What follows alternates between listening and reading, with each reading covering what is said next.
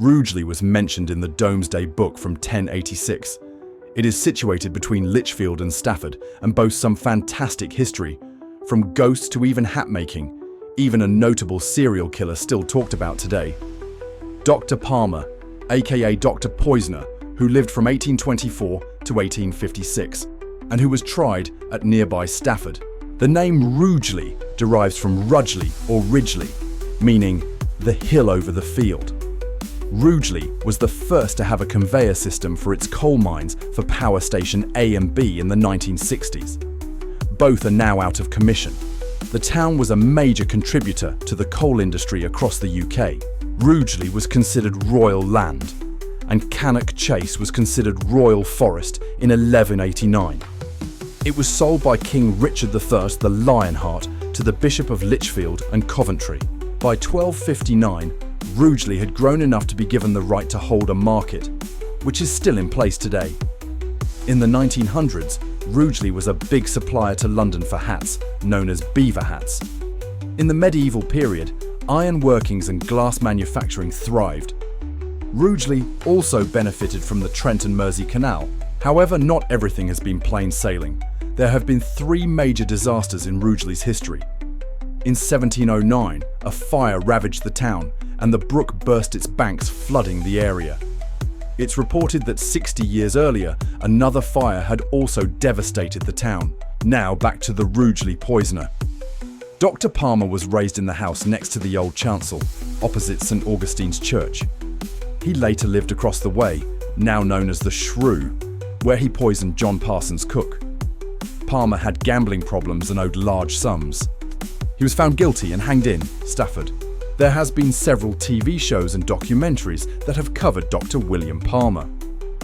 Now, Rugeley has the ambient backdrop of Cannock Chase, which boasts history and beauty. During the war, an Italian prisoner of war camp stood at the top of Hednesford Road. The footings remain, overgrown with nettles.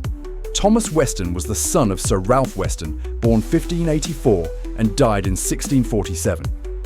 In 1620, he settled in the Plymouth colony and became known as one of the Pilgrims.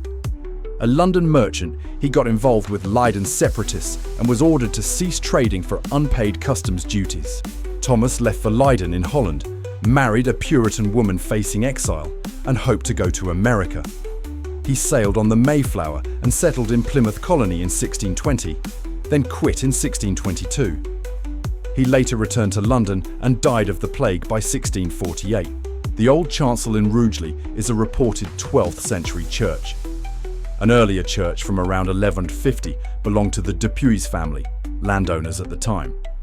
The remains still stand and include artifacts like a sister's gravestone bound together. The Landor and Weston families were represented here and still can be seen today. The old chancel sits next to the Trent and Mersey Canal, as well as Dr. Palmer's childhood home.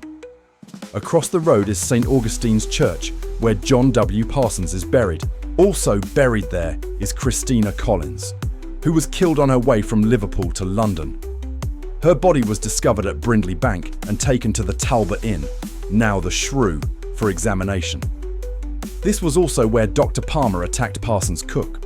In a town where ghost stories abound, from grey ladies to monks walking through walls. Hawks Yard Priory reports monk sightings. Rugeley has urban legends of tunnels running to Lichfield Cathedral and haunted tunnels at the old Hagley Hall.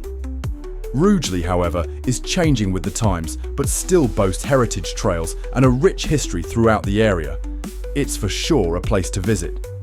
Thanks for watching Destination Discovery. Please like and follow us to stay up to date with our new collections.